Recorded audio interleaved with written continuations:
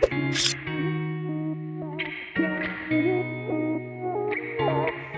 you know, I spend a lot of time in my boat, and a lot of that time is spent during competition where I need to find things fast. If I need to retie a bait, I need to know right where I need to go to find the next one to tie on. So for up here in the front of my Z21, I keep all of my hard baits in this very front storage box.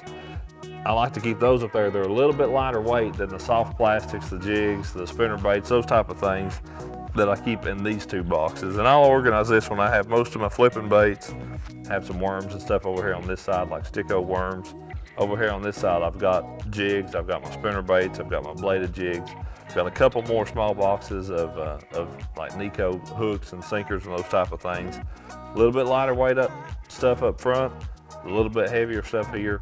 I like to keep all my tackle on the front deck. Some guys put it in the back. I like to keep it all on the front. That way it's close to me. And having a little bit lighter stuff in the nose just gives me a little bit better performance. If you put a whole lot of weight right up there in the very nose of the boat, it's going to pull the nose down a little bit and cause you a little bit of a loss of speed. So that's how I organize my boat. That way I keep everything right where I need it to be. And I have to say, it's the most organized part of my life.